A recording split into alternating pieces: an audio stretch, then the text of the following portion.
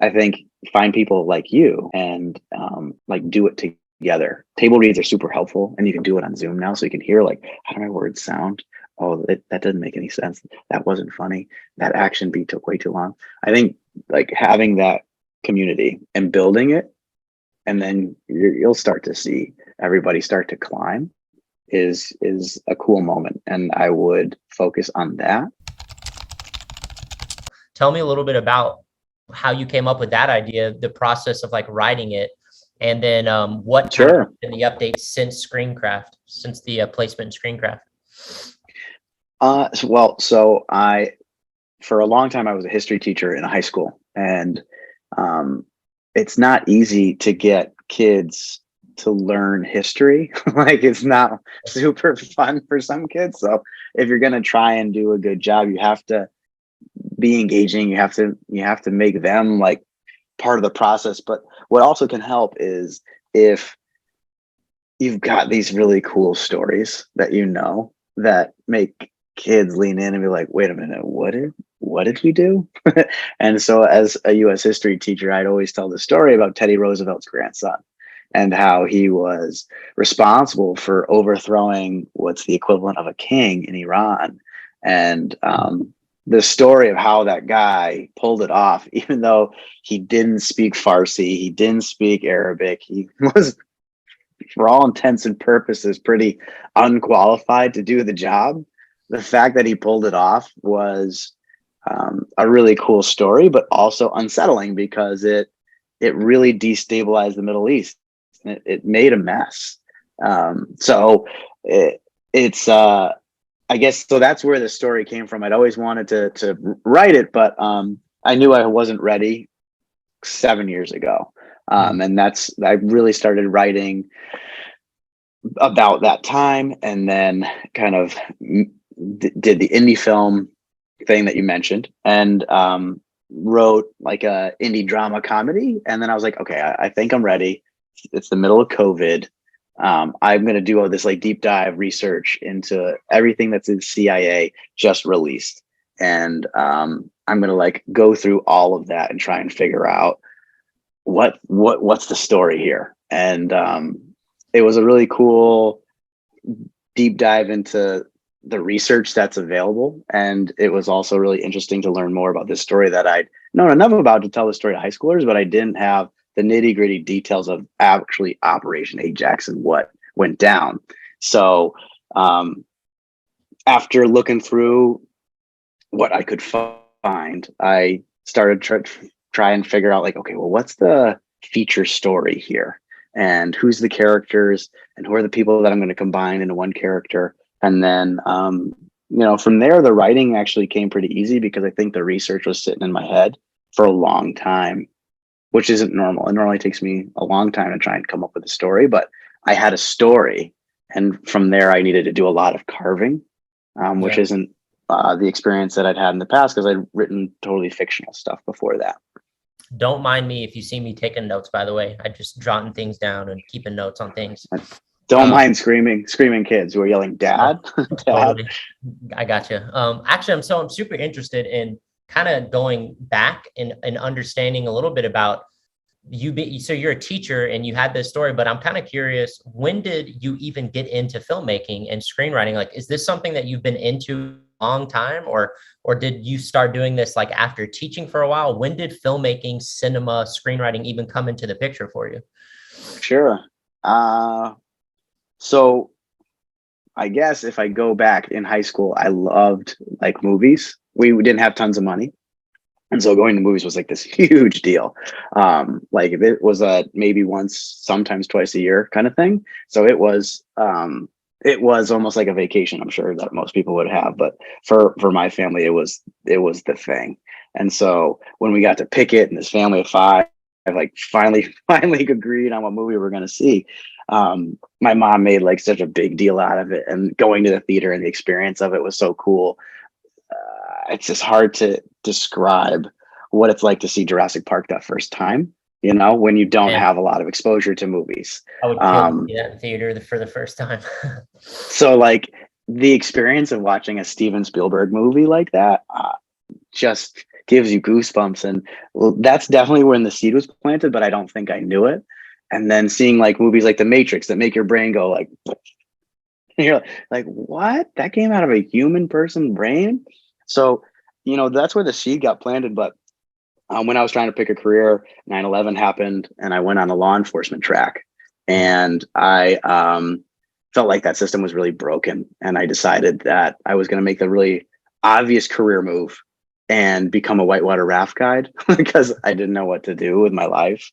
And then I did that for a few years, found that I liked teaching, and started teaching. The whole time, though, pretty much from the moment that I checked out of law enforcement, I started writing and trying to find my voice, trying to figure out how do you make movies. And I was making little shorts, and I was writing little shorts, and just trying to figure out how you do that.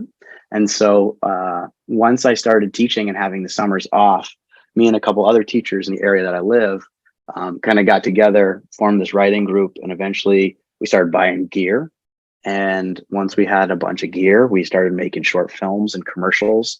And then when we would make money off of those commercials or like these little short films for colleges, we would buy more gear. And so then we got enough of a production studio. Yeah, I would put it micro budget production studio, whatever you want to call it, that we could make professional looking stuff, that we decided, all right, we're going to go for it. We're going to take our life savings, which when you're a teacher is not a lot of money, but it was a lot of money to us. Yeah. And so we took our life savings and we like dumped it into making features. And that first one, we were like a team. We didn't know what we were doing, but our little team figured it out. Like we figured out how to find locations, and we figured out how to do contracts, and we figured out how to do like the SAG waiver stuff when you have such a tiny budget, and we figured out how to do auditions. Like we didn't know how to do any of those things. It's not like we had a guide that was this huge production company that knew what they were doing and could tell us. So we just kind of through books, websites, and watching YouTube videos figured it out. And Was this when like I'm super proud of what we pulled off.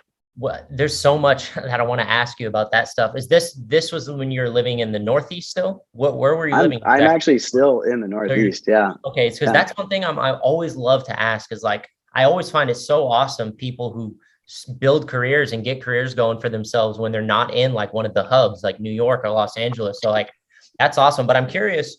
So if you don't mind me asking this question, some people, I don't know, I like to ask this because there's this like, there's definitely there's like a, what's the word? There's like this pressure for people to start young. And if you haven't made your first film by 25, like it's too early. I'm curious, like how old were you when you started making these films and teaming up with these teachers and like making this little production company you started? I don't think I thought about that. Let's see. It's something we get the question all the time. It's something like the world, like my little world fell apart when I was like, God, I don't want to do law enforcement. But I'd say around 27, we started to really get serious about, like we were in a writing group and we were starting to figure it out. We were starting to have some success in contests and things like that. But I would say by 27, we were seriously buying gear and trying to make stuff that was a high quality. And and then it took it. I mean, when you only have a team of 3 people, and we expanded to like 10. But like, I'm not living in LA. I'm not living in this place where like a lot of people want to make movies. So our team was always going to be tiny. But when we finally got to 10, my fiance was our producer because she just wanted to help make my dream happen. She had no interest in actually in making a movie, but you get people like that to kind of help you too. It took a year or 2 to really get it made and get it shot, and then get all the visual effects into it and everything else. But so I guess around 27-ish, I'd gone to, I forget what it was called, but there was a conference for screenwriting, even like way before Twitter. Like, I don't even remember what it was. It was like the Screenwriting Expo. It was something like that. And at that place, there was, they would bring in screenwriters to do these talks. And a lot of them would say something similar to, when you're 23, you haven't done anything. You have no life. You've got no experiences. Practice writing, but you won't have gone through anything worth writing about for at least 5 more years. Yeah. So That's what I I was about felt to like ask I had you. some time. I felt like I had some time after. I didn't feel that pressure of you got to start things at 25. But I mean, you definitely certainly start to feel it when you hit your 30s. Yeah, definitely. Do you think having this whole other experience, like doing teaching and being a police officer for a while and 9/11, that living through that experience, do you think a lot of that experience just helped you and made you stronger with the stories you wanted to tell and kind of influenced a lot of the stories and the stuff you've been writing? Yeah, I think we are always, as writers, recording what is happening around us, like the Yeah. dialogue and the ways that people talk. And like you can, when you're talking to another writer, sometimes you can even hear it clicking as it's recording. Yeah. And I think those jobs and experiences are the things that we do write about that are normally the most worthwhile. Like the scene, one of my favorite scenes in the indie film that we pulled off is the experience of sitting in your high school classroom watching the towers fall down and what that felt like to be lost in that moment. Because I wanted to create this thing for my students at the time, because I was teaching. I wanted to create this thing where it like gave you a window into what it was like to be a teenager in high school when the world broke, at least as an American, and like what after felt like. So yeah, I think for sure living through those things and working those jobs provided me with a ton of really great inspirational characters to write about. Yeah. One of the pilots that I wrote is based on just working in a public school and what it's really like, because TV and movies don't really do it justice. It's not really so much like Freedom Writers. No, you could draw the chalk line down the middle of the classroom, but you're just as likely to get someone to flip you off and be like, "Yeah, you can go to hell." Yeah. So, yeah, I want to ask about, I mean, this is a good opportunity for me because you're a filmmaker too, not just like, not just writing screenplays. So I definitely want to like, what was the mentality that you had that got you to feel confident enough, if you can even call it that, to pivot? Like you had these whole other careers. I know you said you've been writing like, the whole time, but what was it? What was like, was there a moment or was there an event that happened or something that kind of made you realize, you know what, like I want to pivot into doing this, even just starting this writers group with the teachers and stuff? That's such an interesting thing because most people never kind of take that step to try to build a community around it. What was it that kind of pushed you to start to want to take it more serious? it was easy for me to find the writing group. It was created by another guy. His name's Wade Wofford, and I just went along for the ride with that and got to meet some people that I thought they're all trying to do the same thing. And so once you are like vibing with people like that, it becomes a little bit easier because now you have this team that's trying to accomplish the goal. So I got lucky, in that case. I didn't do any of that. Well, I mean, I was part of the community, but I wasn't like the one who built the world for it to set up the petri dish for things to grow in. I didn't do that work. I just got to be there for that. I think to decide to make the movie was, you write a screenplay and you write another one and you write another one. You're like, these are good. I really like these. And they just sit on a hard drive or they sit on a shelf. And I just was like, how many more times am I going to do this? I'm going to end up, I want to have kids. I'm going to hit a point where I'm not going to be able to do it. Like, as I knew that part of my life was coming, that new chapter, I was like, well, I better have a quick chapter where I really go for it and I try. And so I think it was building and in that feeling of like, I want to make a go for this. I really want to try to pull this off. Because I also know that I have this other dream and life goal. So it would be really hard I have a 5-year-old and a 3-year-old, and it would be really hard to try and pull off doing what we did with kids. And so, especially if you're going to be a good dad, work a full-time job and try and do an indie film, like, I feel like that would shut you really thin. So, I definitely timed it in a window in my life when I knew I didn't have a long runway to work with. Yeah. So that pressure, like having the pressure is something, just having that serious pressure on your back pushing you. But what tip would you give to someone who's in a position right now that maybe has like 3 or 4 scripts, and they think that they're good. What's a tip that you'd have? Like, what's a first step that someone could make who wants to actually make a film and get into the indie, the indie film world? Like, what's like a first step, or just any tips or any thoughts that you have for someone who's in that position right now? That's a big question. Especially, There's a lot.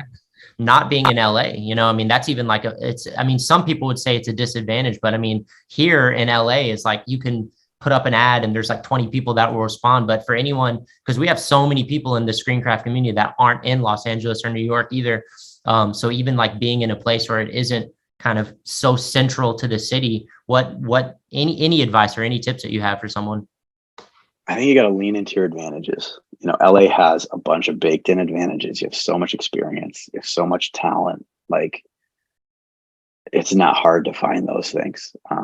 Those things are harder to find in areas like the Northeast, but they're there. They're there.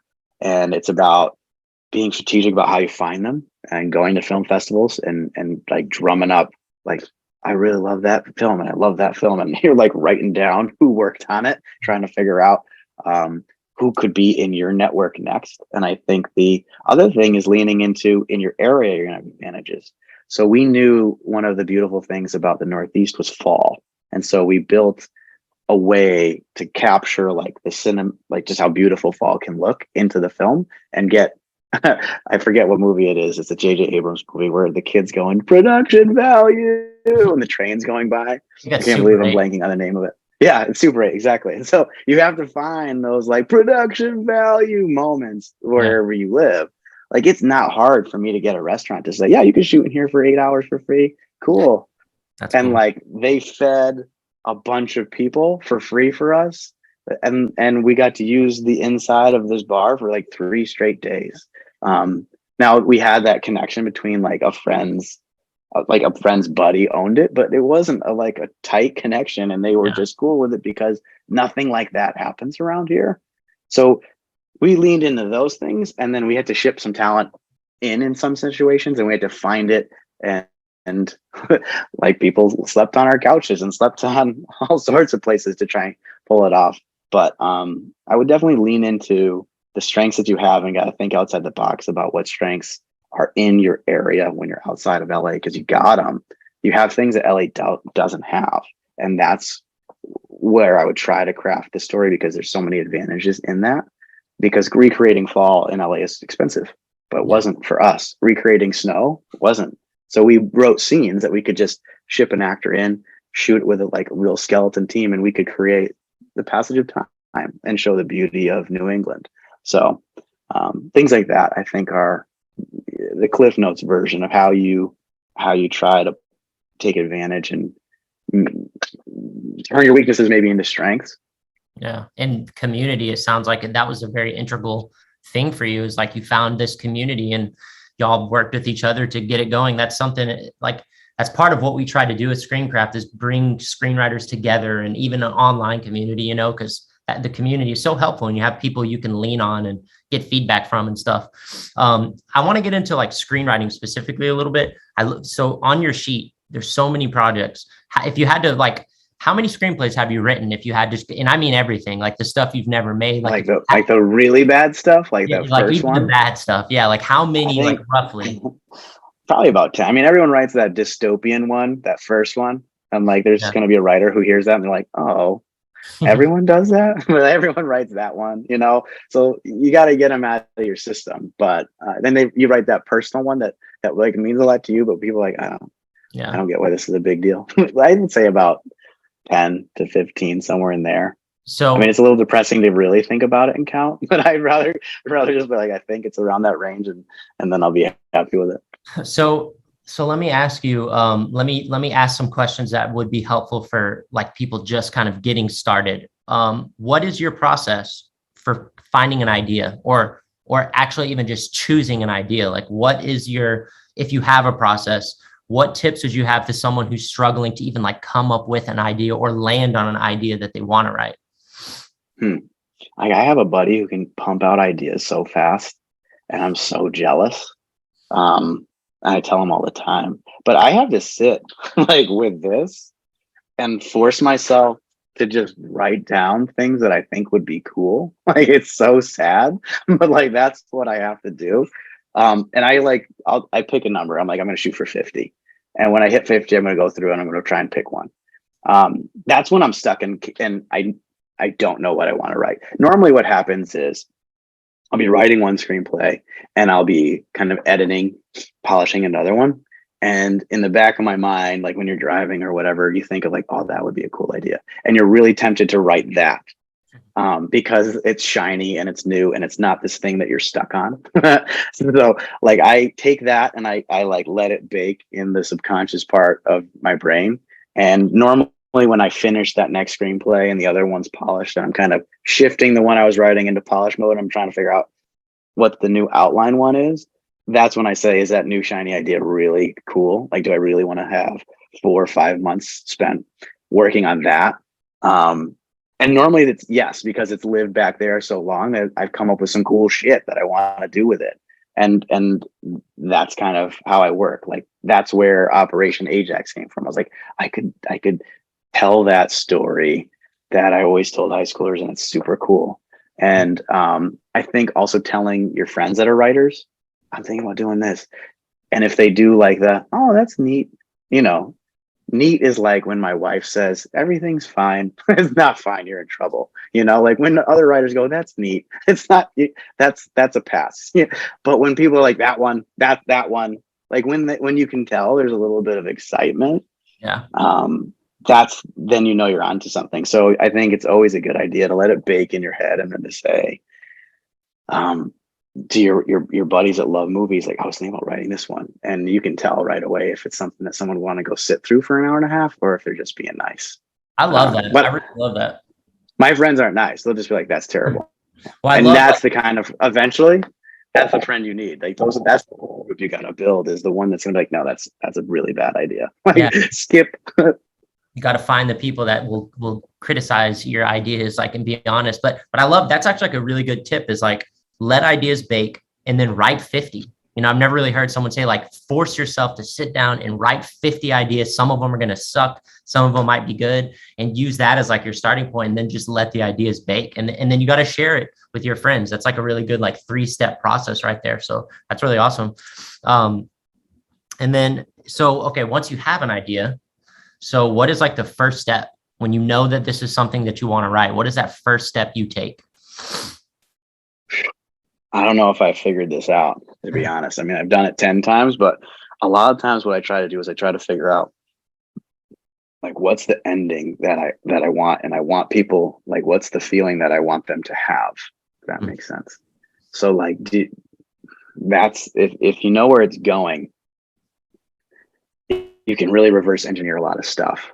So if you can figure out how you want it to feel at the end and what that scene looks like, or if you have just like those cool epiphany moments where it's just like boom, and you have that scene in your head and you can see it and you can feel it and you're like, yep, that's what I got to do. You can reverse engineer from there and figure out like, okay, if that's where I want the character to be at the end of the story, this is for features, then at the beginning, this is what I need to be broken about them. And then you can start to figure out, these are all the things that I'm going to fire at them along the way that's going to make them learn to be that person at the end.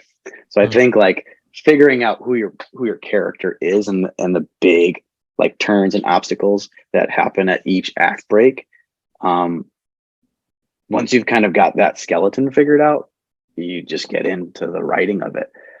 That's normally what I try to do. I mean, I think a lot of the books that you can read about it basically say that. I mean, I'm not saying anything that I figured out on my own. I've totally stolen them from tons of different screenwriting books that all of us probably read too much and don't do enough writing ourselves. But I also think like that, and I think I should definitely plug, Michael Arndt has this awesome website that every writer should watch. Like he has this incredibly informative video about writing killer endings that like we should have to pay for. But I guess he probably is doing just fine and doesn't need that. He doesn't need the kickback. But it's I think I've learned he's a really, what he shares really, it changes the way I think you think about a story.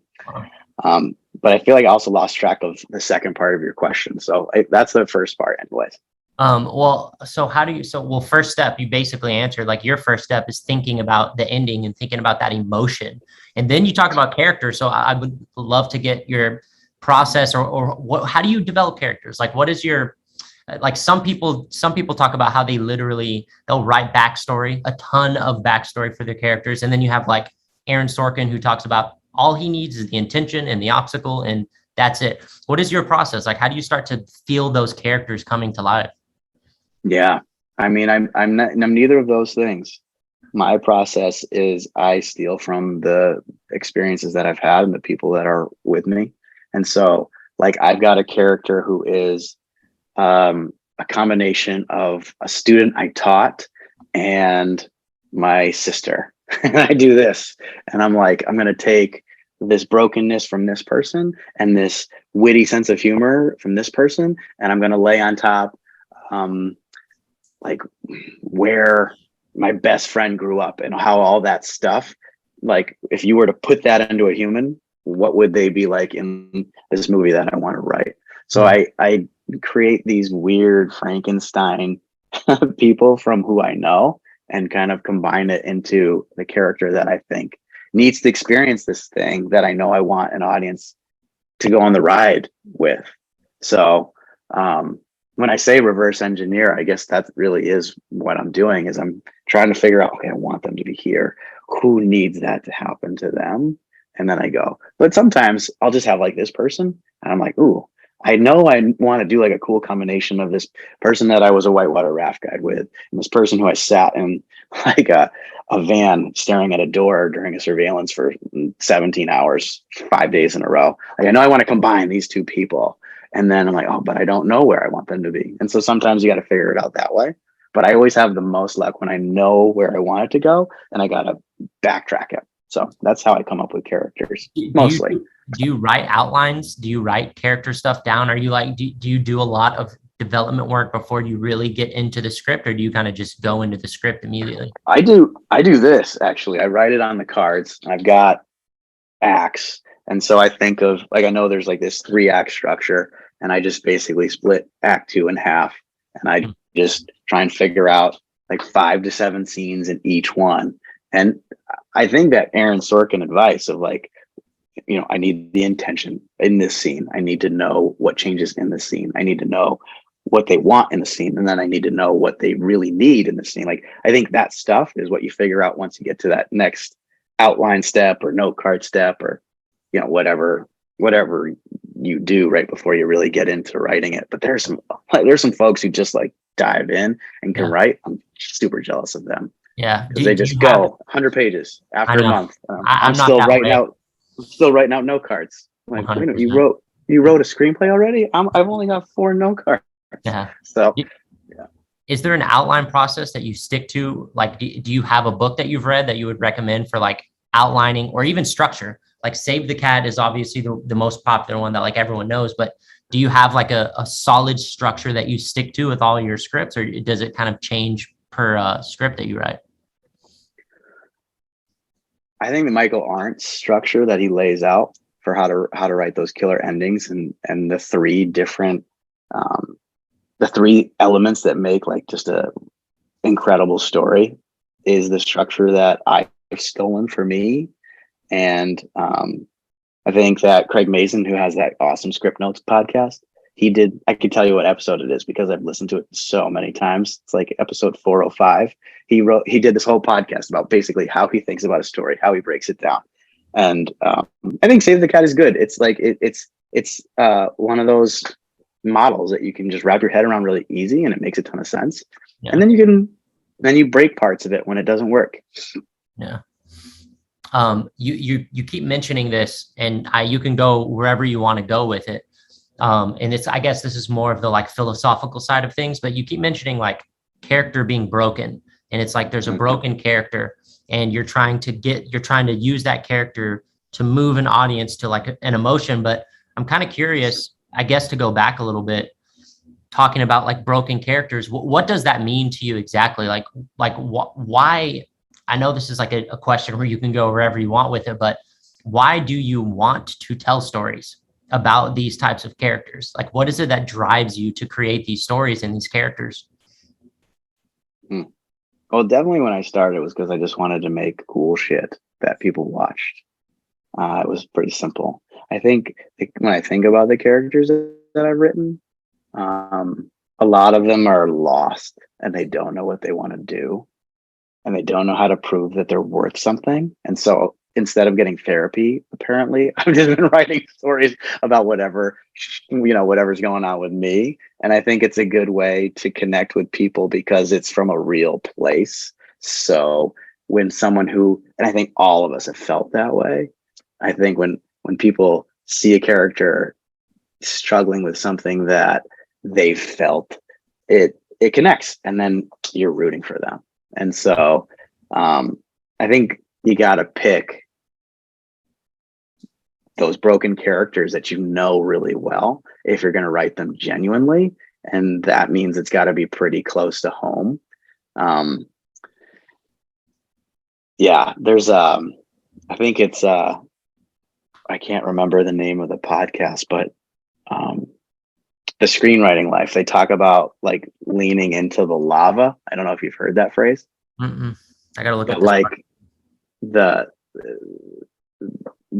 incredible. I mean, I think that they really dig into like the heart behind writing a screenplay and the how tough it can be to like put your brain in the space of a character and try to live through this thing and put yourself into this character so that it feels real. But I would say when I keep talking about what's broken because I think, everyone's broken. Like that's what our stories are. Those are what make us interesting. Like, and so if we can take someone that we either know really well and put that into a character, or if we take something about ourselves and put that into a character, it gives the journey a little bit of genuineness that you can't fake. Yeah.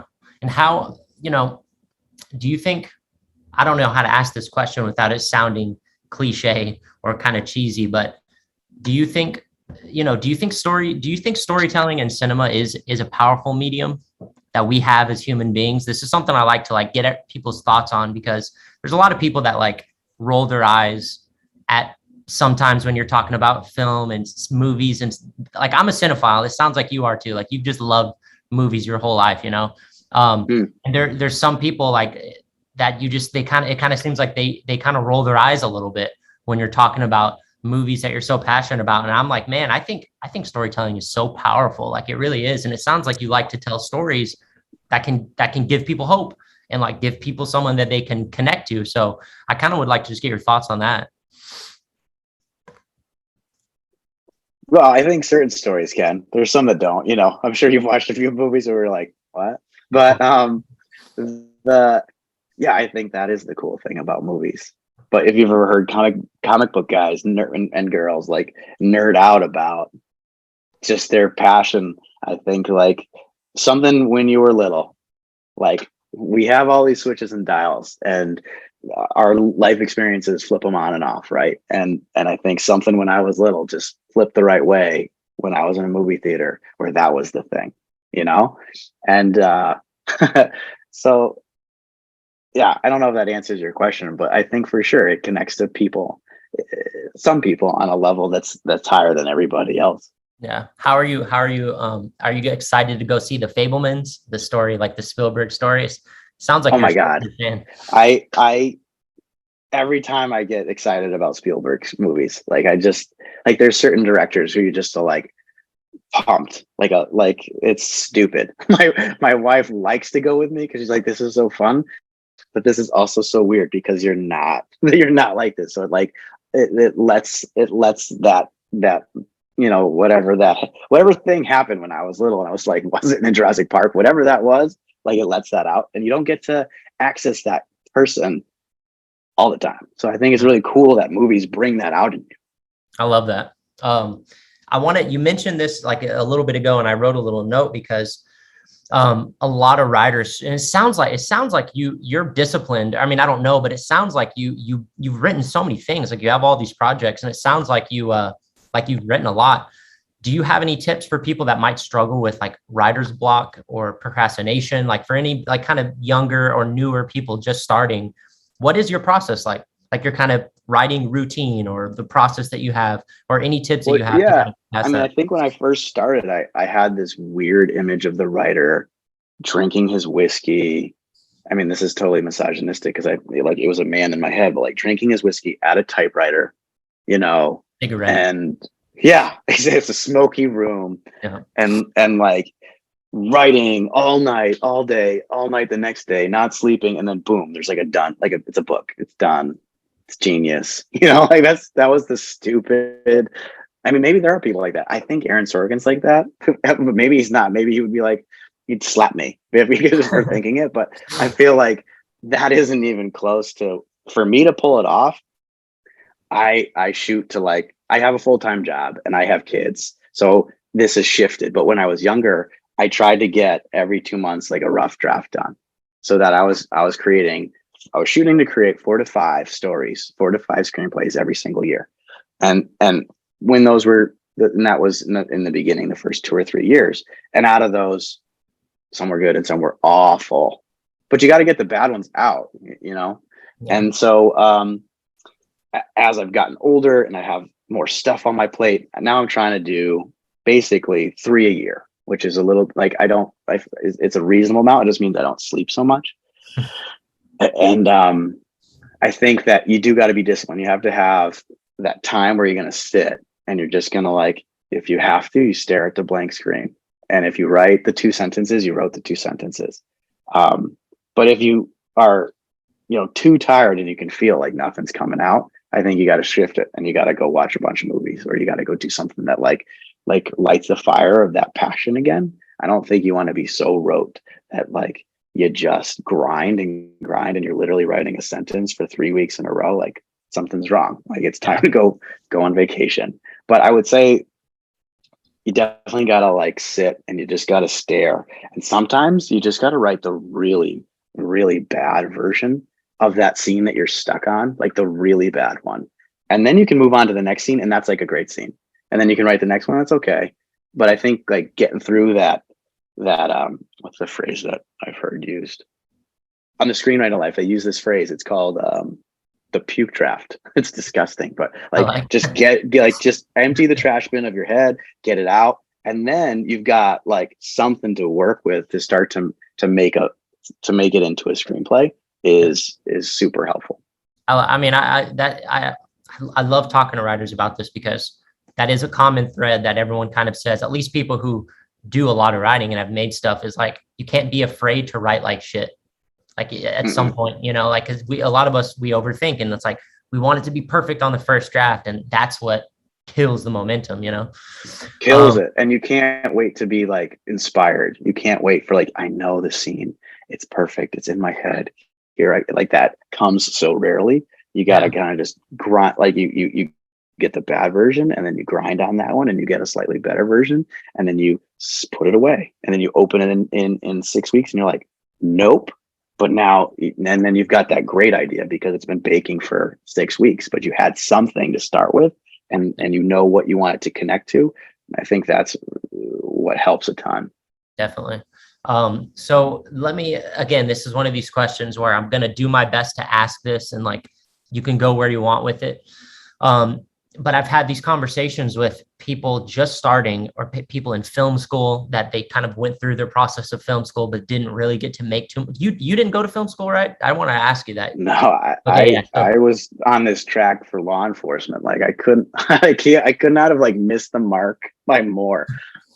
Well, I like asking that. Like I love to get the thoughts from people who didn't go to film school, and what are your thoughts on film school in general? Like, do you think it's something that's necessary? Obviously for you. All my thoughts would be stolen thoughts, but like what I've heard is basically there's 2 big schools, and the network that you're in a way buying into or scholarshiping into is worth it because it's going to open doors. And then there are other film schools where a lot of what you could have learned from a book and YouTube. And that makes me feel good. It's like, oh shoot, I can do that. But I also think like if I'd gone to film school with the mentality of I just want to make cool shit that makes people sit down and get goosebumps, I think that probably would have been beaten out of me. I think school, as a guy that teaches one, I think school has a tendency to sometimes ruin that. And I wonder if I would have like gotten that beaten out of me a little bit, Yeah. you know? Really So good I point. don't know. You know, for you, it's I like, think if you get in and you get money and a scholarship, like what? That's not a question. I yeah, think it becomes a dilemma when either you don't get in or you don't get into the one that you know is going to open doors, or when it's going to be so expensive that it's going to like be this huge burden for the next 50 years of your life. yeah. That's when it's like, I don't know. Yeah, for sure. I mean, it sounds like the path that you went on was the path you were supposed to go on to get all this experience that you've gotten and stuff, you know. But I wanted to ask you, like, this is, the word motivation, I don't like that word so much because there's kind of a negative connotation around it. But there's a lot of people, even a lot of my friends, that really struggle to get motivated to even start writing something, to like get, you know, there's that sense of what's the point if nothing's going to happen from this, you know. And especially for people who aren't filmmakers and they just kind of want to write screenplays. But what tips do you have? Because you do seem very passionate about this craft, and you know, you seem like you really have this kind of fire for this. Do you have any tips for people that struggle with like that hope or that motivation to really start putting the work in, you know? Huh. Like I have a very positive, he's a super positive dude, and he's my buddy. He's only going to write a screenplay in like 3 days. And I'll say like, I don't know why I'm doing this. Am I wasting my time? But then there's that thing that like, I don't know. It just is, it's in my head somewhere that just says, we got to go. And I don't have trouble pursuing the dream because I know that I want to do that. And I like the feeling of when that screenplay is done, and you either do like a table read, or you have like that person that's always read your screenplays and they've watched your journey the whole time, and they read it and they're like, that was badass. That was your best one. Like, that's a really cool moment to have something you wrote impact somebody. Like when your best friend from high school says, it was so funny, and then you made me fucking cry, dude. What? And like, that's a really cool thing to pull off, and I think that feeling is addicting. And it's not, I think if you don't know what that is, then writing is probably not for you, because you're just sitting there like struggling. But if that's enough, where someone reads it, or when you read it and you're like this, like you have that feeling, then I think I can accept the fact that, you know, I may never make it, but I didn't waste the time because I had a really great ride. With that said, like, that's sugar coated, because if you were like, you know, nearby when I was on the phone with my buddy, I was like, what am I doing? Like, this is so fucking miserable. And this script sucks. It sucks. I just read it. The first scene's funny. Then there's 20 pages of bad. And then it's good again, but I can't stand it. And so like, I think you also need to be able to vent, and your writing family has to be able to hear it, and they have to be able to give you what you need. So sometimes you need to be told like, that's a bad idea. Or sometimes you need to be told, nope, keep going. Give me 4 ideas. What's the next one? Like, and I think the family that you build like around you is mission critical. Like, they're going to be people who aren't writers. They're not pros. You know, they're not like, what pro would want to be with you? Like, I have not proven myself anyway. But I think like, as all of you get better, their notes get better and your notes get better. And then all of our screenplays start getting a lot better because we can help each other be better. And then some drop away, but then you kind of slide in other people, and you all get really good, and you start noticing, oh, wait a minute, she just got a manager, and then he just got his pilot read by Disney. Like, that's so cool. And that's what I'm starting to see. I've hit that point where they're successful. And I'm getting a little bit of luck. But I think like when you're little, the friends that you pick are mirrors, and they reflect kind of what person and what goals you might have. That's one of the things as a high school teacher they train you about. And as a writer, when you're older, like the writing family you build around yourself, uh, I think can be super critical to whether or not you can make it. Yeah. For any of you writers listening right now, I think that's such an important thing, you know, like I love that you say that phrase, the writing family that you build and you have around you. I have friends out here in LA, which would be surprising because you're in LA, like there's writers and all over the place. But, you know, I have friends that they have no one that they have that would really want to read their I mean, story, you know? it's hard. It's so hard to find folks that Yeah. are trying as hard as you, really, for as long as you're going to probably try for, Yeah. and are nice and cool and not full of themselves, Yeah. or think like, or do like the name dropping thing when it's not real. So like, I think that's really hard, and it took me a long time to find like different pockets of that family. Like I have one that we meet on Zoom because we're all over the country, and we meet on Zoom and we try to meet every once a week. And yeah, I think that's once you find them, you got to try and like keep the glue together, because it's easy to, you know. Yeah, for sure. I love that. So, okay, it's we're kind of winding down. It's almost 5:30, but I would love to get your thoughts on, this is kind of one of these fun questions, I guess, and you can go where you want with it. But what are your thoughts on the current climate right now of Hollywood and of cinema? Your finalist, the script that you got the finalist with, you said it was like during COVID, and you wrote things have changed so much from like before COVID and then now. But what are your thoughts on the industry right now and just some of the stuff going on in theaters and, you know, kind of the whole thing? Yeah. Well, I think like a lot of folks who are writers and directors, like we fell in love with that communal experience of seeing something in a cinema.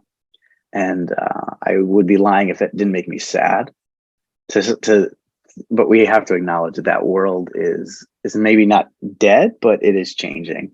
And so it does bum me out that you know, Jurassic Park, a movie like that may not happen again. Or maybe those are the only kind of movies that happen again, because I remember seeing Little Miss Sunshine, and it was so important for where my brain was at that moment. And like you could tell from the way that people in the room reacted that it was important for them too. And so I think that's sad that we would lose that. And we probably are. I'm excited because the shows are so fucking awesome. Like they're so awesome. It's like you can't like there's you don't have enough time to watch the good things that are happening in terms of television. And what an incredible problem to have, like in terms of problems to have. Like I don't have time to watch all of the good shows, so I watch the pilots of lots of them, and then I don't watch the entire series. That's crazy. Yeah. Because 10 years ago no one was having to do that. There was like a couple good shows and everyone went to the movies. I am hopeful, but I wonder about comedy. Feels like I don't know where it will land. That's the thing that I seek, and I know I like need. Kind of going back to your other question about movies and stuff, with its role in like society, and I hope that it finds a place that it can live and we can find it, because there are so many funny movies that help people, you know. But I guess that's what I think. Yeah, I'm with you. Like the TV, it seems like, and you said you've written pilots. It seems like TV is like the boom that's happening. Like what happened in the 90s with that whole era, in the 70s before that. It almost feels like TV. It's kind of that new place. And I'm happy. I mean, there's, like you said, so many good shows constantly. Like a friend is like, hey, have you seen this show? And I'm like, okay, there's another one on my list of 500 freaking shows. You know, it's crazy. It's crazy. Yeah. I do also think about streaming platforms, and there's this part of me that hopes, even if theaters just continue to get kind of less prominent, I still hope that there's like an indie boom that can happen within the streaming world, because was just having this conversation, like, what happened to mid-budget and low-budget movies? You know, like what happened to that? It's like not really there anymore. And but people like you and me, like I hunger for like those types of movies. Like I really want those types of movies. And I'm like, I hope something will happen where even if it's not released in theaters, maybe streaming platforms will start to take chances on these like low budget movies. I don't know, but that's like what I'm Yeah. hoping to No, I start to happen, agree. you know? I agree. I hope they do, because there's that generation who fell in love with them. Yeah. And we're as we get older, we still want it. We just don't have a place to get it. Yeah. And you know, I just find myself watching my favorite 90s movies over and over again, and like my favorite 80s rom-coms and stuff. Okay, so final last question is, you already gave so many good just tips and advice, but what would be your final words to someone, maybe for example, someone who has written their first few screenplays, they've practiced, and they are now submitting to contests, but not really finding success just yet, but they love what they're doing. What advice would you have to someone to just keep going? You know, like what few words of wisdom could you give someone? I'm trying to think, what would I say to myself when you hit that it's not like a wall, it's like a little slump. Yeah. I kind of already said it, but I would say start to build your family. Find the people who are like you. I think one of the hard things that writers run into is they want to find like that pro writer. They want to find somebody who's gonna open doors for them, and they want that to be their network. And it's not really. I mean, some people get that, I'm sure, but I think find people like you and like do it together. Table reads are super helpful, and you can do it on Zoom now, so you can hear like, how do my words sound? Oh, that doesn't make any sense. That wasn't funny. That action beat took way too long. I think like having that community and building it, and then you'll start to see everybody start to climb is a cool moment. And I would focus on that and just writing the next thing, you know, and it gets better every single time. So that's where I would put my energy. And Okay. One contest, you know, I don't think that tells you if it's good or bad. I think breaking through in a contest, that tells you somebody liked that thing. Yeah. And enough people like that thing in a row. But you might just, you might get rejected right away. Like I've had screenplays like win and get nothing. It's same story. And I think it depends on a lot on luck. Like who were those first few people, and did it get filtered out because it didn't resonate with them? Or not, you know? So I wouldn't put too much weight in those things, but I would definitely put a lot of time and effort into trying to build a family, because that's what will be there to like prop you up when you hit all the hard stuff and when you need the advice and when you need the feedback. All right. Well, that's an amazing place to end it. That's great advice. And I really appreciate you chatting. This was awesome. Thanks for the opportunity, and have a good one. Good luck with your writing. Thank you. I appreciate it, man. Have a good day. Bye.